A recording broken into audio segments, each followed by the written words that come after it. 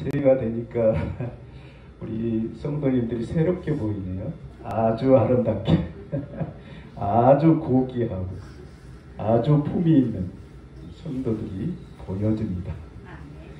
아멘. 오늘은 자기 백성에게 주시는 명령들이라고 하는 제목이 되겠습니다. 하나님의 말씀은 명령이잖아요. 명령. command. 명령이라는 명령. 그 명령을 준행하면 어떻게 됩니까? 복을 받고, 그 명령을 거역하면 어때요? 죽임을 당할 수밖에 없다는 거죠. 그래서 하나님의 말씀은 힘이 두렵고 떨리는 말씀인 것입니다. 오늘 이 신명기 그러면 한문으로는 납신자를 썼더라고요. 명령할 때 신명기, 기록이란 말이에요. 그 명령하신 기록들이라는 거죠. 신명기는. 그리고 또 하나는 신명기는 모세가 이스라엘 백성들에게 설교한 내용들입니다. 그래서 이 신명기 안에는 모세가 설교하는 그 설교가 3개가 들어있어요. 3개가 들어있는데 그 나머지는 어때요? 그 설교 내용의 부록으로 이렇게 쓰여졌다는 거죠. 그러니까 이 신명기는 모세 선지자가 이스라엘 백성들에게 설교하는 내용이라고요. 설교 뭐냐? 설교. 우리가 성경에서 설교하시는 분들이 많이 있잖아요. 예수님도 설교하셨고, 예수님도 7회나 이렇게 설교하신 그 내용이 있잖아요. 사복음서에. 모세뿐만 아니라 모든 선지자들이 설교하는 내용들이 있다는 거죠. 그리고 사도들도 설교하는 내용들이 공관복음에 기록되어 있고. 그 설교들은 어떤 설교들입니까? 예수님도 모세가 설교한 그 내용을 가지고 설교를 하신 부분들이 있습니다. 그리고 그 내용을 가지고 대적들을 물리치는 그런 내용들이 있잖아요. 예수님이 공식 이제 사역을 하시기 전에 광야에서 시험을 받을 때에 신명기 8장 2절로 3절 말씀을 인용하잖아요. 사탄에 의해 시험 받을 때 뭐라 그래? 신명기 8장 2절로 3절 말씀 인용했다는 거죠. 사람이 떡으로만 살 것이 아니라 하나님의 말씀으로 사는 줄 알게 할 것이다. 그 말씀으로 물리쳤다는 거죠. 그러니까 하나님의 말씀은 능력이 권능이라는 거죠. 말씀이 선포된 곳에는 어떤 대적자들도 그 권능 아래서 그 진노로 하여금 소멸될 수밖에 없다는 거죠. 그러니까 하나님의 말씀이 얼마나 두렵고 떨리는 일이냐. 그래서 세상 사람들은, 세상 사람뿐만 아니라 오늘날 성도들도 그래요. 설교, 어느 교회 목사님 설교, 유명한 목사님의 설교 들어보라. 그분들의 설교가 어떤 설교인데 그분들의 설교가 유명세를 탑니까? 하나님의 말씀은 똑같잖아요. 구변이 좋은 사람이든지 버벅거리는 목사님의 입에서 나오는 말씀이든지 똑같은 말씀인데 왜 그렇게 평가를 하느냐 이거예요. 하나님의 말씀은 권능이 있어요. 권능. 재밌고 신나는 프로그램을 진행하는 목회자가 아니라는 거죠. 그래서 신명기 그러면은 우리가 모세가 이스라엘 백성들에게 설교한 내용이다. 이렇게 이해하셔야 됩니다. 우리의 믿음은 어디에서 옵니까? 믿음. 들음에서 온다는 건 이제 이렇게 대부분 말하는데, 믿음은 어때요? 자동적으로 기계적으로 온 것이 아니라는 거죠. 어디서 오느냐? 하나님과 바른 관계, 온전한 관계가 이루어질 때 거기에서 믿음이 체험이 되지고 거기에서 믿음이 싹이 트기 시작한다는 거죠. 그냥 기도하고 막 찬송하고 막 그리고 수없이 반복해서 교회를 다니고 예배에 참석한다고 믿음이 생겨진 거 아니야. 자동적으로 된 거 아니라는 거죠. 어느 때 생겨져요? 하나님과 올바른 관계가 이루어질 때 비로소 믿음이 싹이 트기 시작한다는 거죠. 그러니까 오늘 이 본문 말씀은 모세가 이제 가나안 땅 들어가기 직전 2달 열흘을 남겨놓고 이 신명기 설교 내용을 가지고 이스라엘 백성들에게 선포하는 그런 설교라.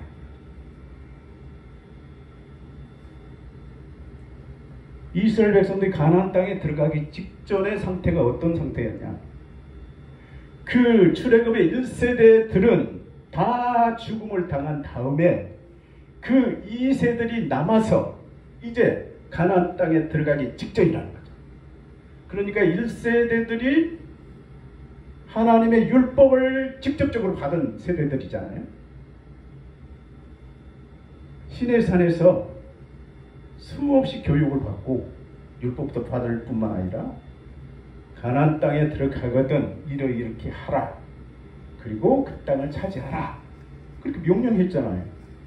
그런데 그들이 그 말씀을 듣기는 했지만 순종하지 못했다는 거죠. 그 땅을 영탐해 보고 들어갈 수 있는지 없는지 보고 가자는 거죠. 그리고 결과를 들어본 다음에 어때요? 거부하잖아요. 우리는 들어갈 수 없다. 그리고 하나님은 거역했다는 거죠. 그때 하나님이 진노하셨다는 거죠. 진노의 권능이 얼마나 무서운지 모른다는 거죠. 진노의 권능.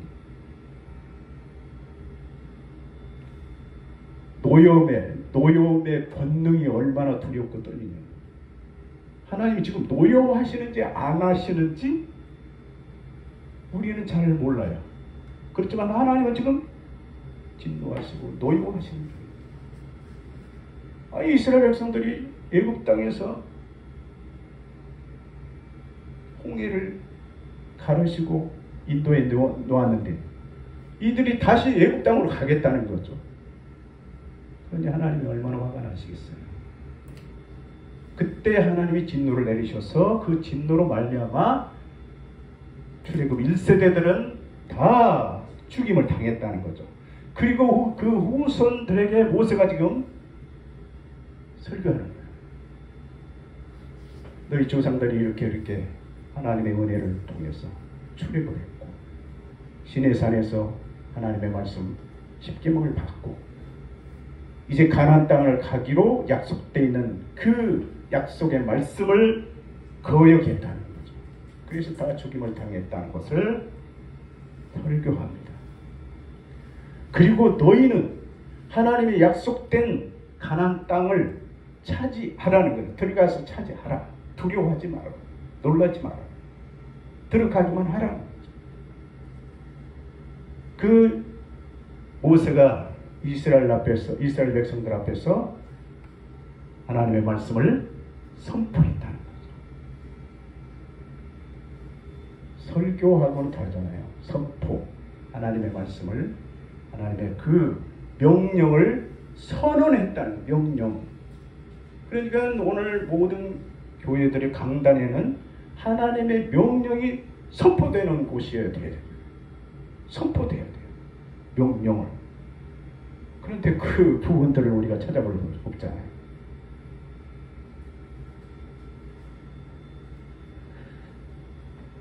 이스라엘 백성들 뿐만 아니라 오늘 저희들도 마찬가지잖아요. 하나님의 진노가, 하나님의 노여움이 어떤 것인지, 하나님의 진도가 어떤 것인지 아는 사람이 한 사람도 없다는 거예요. 그 부분을 어디서 찾아볼 수 있느냐? 시편 90편에 보면 모세의 기도의 내용이 나옵니다. 시편 90편 11절에 보면 그 내용들이 나옵니다. 하나님이 노하시는지 하나님이 기뻐하신지 한 사람도 모른다는 거예요. 한 사람도 세상에 이런 경우가 어디 있겠습니까? 모세가 40년 동안 백성들과 함께 있잖아요. 그런데 모세가 이제 그 목회 생활을 회상해 보면서 회고하면서 목회자의 그 마음, 모세의 마음이 어떠했겠습니까? 세상에 120만이라고 하는 이스라엘 백성들이 함께 나왔는데 광야에서 다 죽었어요. 그랬으니 모세의 마음이 어쩌겠냐 이거죠. 너무너무 허무한 거야. 그냥. 하나님이 만나를 먹이시고 막 그냥 불기둥으로 구름기둥으로 그 기적을 경험하고 체험한 사람들이 한 사람도 살아남는 사람이 없었다. 단 살아남은 사람 2사람밖에 없었다는 거죠. 그러니까 모세의 마음이 막 찢어지는 거예요. 그것을 회고하면서 찢어지는 거예요. 세상의 교회들이 이렇게 막 많이 모였다. 다 그냥 나가버렸어. 그러면 그 마음이 어떠겠습니까? 그 인도자의 마음이 찢어지고 아픈 거예요. 모세가 그 마음으로 하나님 앞에 고백하잖아요. 시편 90편에서 이스라엘 백성들 다 홍수처럼 쓸어가 버렸다. 꼭 고백을 합니다. 홍수처럼. 그리고 노홍수 때를 지금 염두에 두고 말씀을 그렇게 하는 거죠. 홍수처럼 쓸어가 버렸나이다. 한번 찾아봅시다. 시편 90편.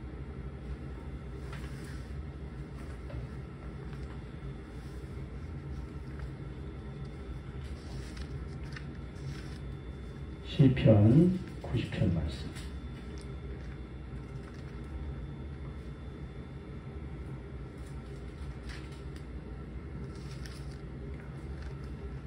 (5절) 90편 5절.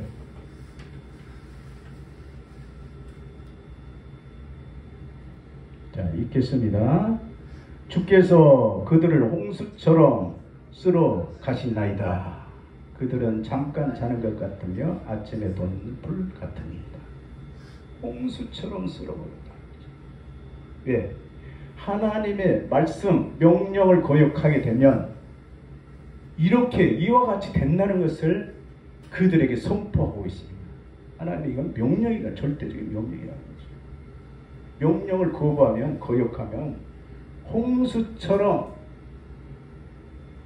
쓰러져가는 그런 결과를 가져온다는 것을 선언하고 있습니다. 그리고 11절 90편 11조 11절을 보면은 같이 읽어보겠습니다. 누가 주의 노여움의 능력을 알며 누가 주의 진노의 두려움을 알리까? 이 말씀 한번 묵상해 보세요. 깊이 한번 묵상해 보세요. 누가 반복해서 그렇게 말하잖아요. 누가 주의 노여움의 능력을 알려. 누가? 아무도 없었다는 거죠. 목회를 해보니까 홍수처럼 다 쓰러져 나가버렸고 남은 거 2사람밖에 안 나. 이런 목회 어떻게 했어요? 회상해보면 얼마나 가슴이 찢어지고 아프겠어요. 그것을 이 시편에서 모세가 하나님 앞에 호소하는 거예요. 누가 주의 노여움의 능력을 알며 하나님이 지금 기뻐하신지 화를 내고 있는지 분별력이 없는 사람들이라는 거죠. 아무도 분별하지 못하고 산다는 거죠. 의식하지 않고 산다는 거죠. 그래서 함부로 말하는 거예요. 함부로 그냥 대적을 하고 함부로 교회를 핍박하고 이런 일을 한다는 거죠. 그 다음에 누가 주의 진노에 두려움을 할리까? 없었다는 거죠. 120만을 데리고 나왔는데 그 중에 2사람이 남아있을 때 모세의 마음이 막 찢어지고 아프고 너무너무 허무한 거예요. 그것을 고백하는 거죠. 하나님 앞에서. 여러분, 하나님의 말씀인 이 신명기를 통해서 이제 신명기가 우리에게 교훈하는 그 내용들을 하나하나 우리는 잘 새겨 듣고 그 말씀대로 순종하는 여러분들 되시기를 축원합니다. 그래서 새해에는 어떤 일이 있어도 흔들리지 말아야 돼요. 신명기 8장 2절에 보면은 무슨 내용입니까? 너로 줄이게도 하시며 너를 줄이게도 하시고 어때요? 너를 낮추기도 하시는 하나님. 왜 그런 일을 하나님이 우리에게 하실까요? 30년 교회를 다니고 50년을 교회 다니는데 왜 나는 이럴까? 사람들이 나를 보고 어떻게 평가할까? 그런데 하나님이 테스트하기 위한 것이다. 너를 낮추시며 너로 줄이게도 하시며 너희 조상들도 알지 못한 만나를 먹이신 것은 하나님이 우리에게 하나님의 말씀으로 살아야 될 줄을 알게 하기 위함인 거죠. 나를 괴롭게 하고 내가 그냥 환난을 당하는 왜 이러냐 이거죠. 왜 이러냐 이거. 나를 낮추시기 위해서. 나를 낮추는 것은 어떤 말씀으로도 낮출 수가 없는 것이며 그러나 나를 낮추게 하는 것은 뭐냐. 물리적인 힘이 아니면 절대로 우리는 굴복하지 않습니다. 환난을 딱 보게 되면 그 당하는 당사자는 얼마나 괴롭겠습니까? 그러나 딱 그것을 지나고 나면 어때? 또 마음이 새로워지잖아요. 하나님을 향해서 이렇게 우리의 생활이 반복되는 거예요. 사이클처럼 돌아가게 돼 있어요. 그러니까 어떤 환난을 당해도 우리는 당황하지 맙시다. 놀라지 맙시다. 하나님은 그걸 보신다는 거예요. 너 이래도 너 나한테 오겠냐? 나를 따라오겠느냐? 너 이렇게 짓밟혀도 사람들이 너를 이렇게 노골적으로 무시하고 멸시해도 변함없이 너가 나를 따라올 수 있겠느냐? 그것을 순간순간 우리에게 하나님께서 주시는 은혜인 것입니다. 그래서 우리가 욥을 우리가 잘 알다시피 욥이 그렇잖아요. 아무 연고도 없어요. 그때 하루아침에 완전히 밑바닥으로 떨어져 버려요. 그것은 뭐야? 하나님이 욥을 그냥 저주하고 그냥 욥을 그냥 멸시해서가 아니었잖아요. 결과적으로 어떻게 됐어요? 10배나 받았어요. 잃어버린 거 10배나 받았다고 욥기서 마지막 장에서 그렇게 선언하잖아요. 그래서 오늘 우리는 어떤 일이 있어도 금년 날에는 흔들리지 말아야 된다. 흔들리지 맙시다. 환난이라도 왜 나한테 이런 환난이 오는가? 하나님의 뜻을 우리가 찾아야 된다는 거죠. 하나님의 의중대로 살아야 돼요. 하나님의 뜻대로 우리는 살 수밖에 없는 존재라는 거죠. 아무리 발버둥치고 아무리 도망쳐도 어쩔 수 없어. 우리는 이 길을 가야 돼요. 엉뚱한 일을 하면은 이스라엘 백성들처럼 이렇게 쓸려 나갈 수밖에 없는 우리의 입장을 오늘 우리는 어떻게 해야 됩니까? 기쁨으로 갈 수밖에 없다는 거죠. 감사함으로 갈 수밖에 없는 복된 한 해가 되시기를 축원합니다. 그래서 우리는 주님의 몸된 교회에서 공동체 안에서 안방에서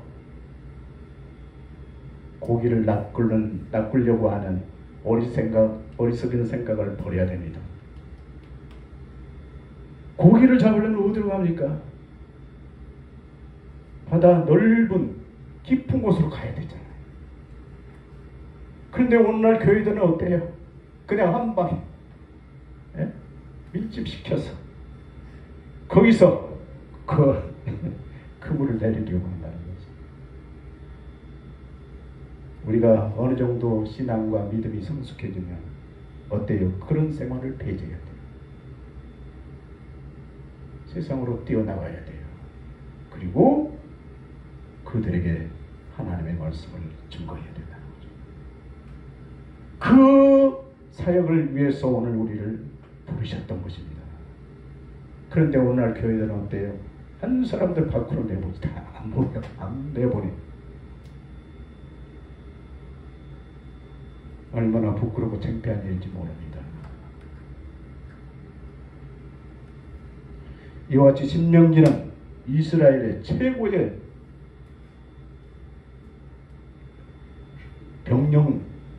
법령집이다. 최고의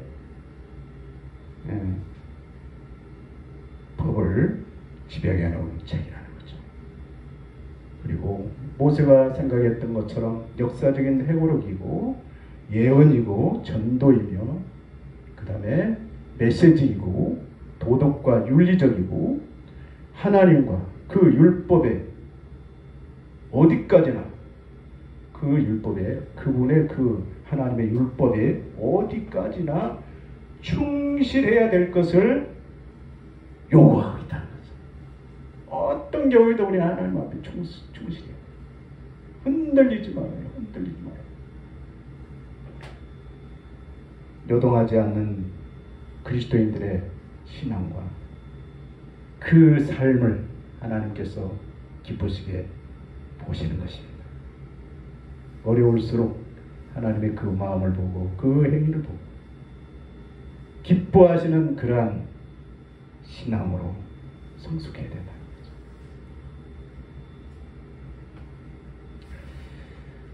이스라엘 백성들 참 120만이라고 하는 그 사람들이 죽음을 당했을 때 모세의 마음이 얼마나 아팠겠어요. 그리고 모세 자신도 죽었잖아요. 하나님 명령대로 순종하지 못한 그 한 부분만 순종하지 못했던 모세일지라도 못 들어가잖아요. 그 누구도 하나님의 말씀을 거역하게 되면 용납이 안 된다는 거죠. 그것을 우리에게 가르쳐주고 있어요. 그리고 갈렙과 여호수아만이 들어가는 그런 모습을 오늘 우리들도 따라가야 된다는 것입니다. 지금 우리는 천국을 향해서 가야 되는 사람들이잖아요. 이 세상에 안주하려고 하는 사람들이 아니잖아요. 그런데 이 세상의 것으로 우리는 꼭 기준을 삼아 평가를 해요. 아니라는 거죠. 하늘나라의 기준을 삼아야 되고 하늘나라를 우리는 중심에 두고 우리는 가야 됩니다. 거침없이 우리는 가야 됩니다. 가나안 땅이 이미 약속된 땅이잖아요. 너희들이 들어갈 땅이고 너희들이 그 땅을 차지할 곳이라는 거죠. 오늘 천국을 여러분들 차지하시는 여러분들 되시기를 축원합니다. 천국을 소유하는 여러분들 되시기를 축원합니다. 아멘. 천국이야 천국. 우리 그 길을 가는 사람들 있지. 이 세상에서 막 명예, 부귀, 영화 누리려고 하는가 그런 사람들이 아니잖아요. 질이 달라요. 질적으로. 돌덩어리인지 금덩어리인지 구별이 안 되면 큰일 나는 거예요. 금년 한 해 좀 힘들고 어려울지라도 지금 팬데믹 시대를 인해서 여러 가지 장애물들이 참 많이 있습니다만 금년 한 해는 여러분들 줄기차게 주님의 그 발자취를 따라 살아가시는 여러분들 되시기를 축원합니다. 아멘. 기도하겠습니다. 사랑의 아버지 하나님, 오늘도 감사와 찬양을 드립니다. 금년 새해 한 해 또한 우리 하나님께서 명령하신 그 모든 말씀들이 선포될 때 그 말씀을 아멘으로 우리가 받아서 그 말씀대로 준행하는 귀한 하나님의 자녀들이 다 되게 하여 주시옵소서. 예수님의 이름으로 기도하옵나이다. 아멘.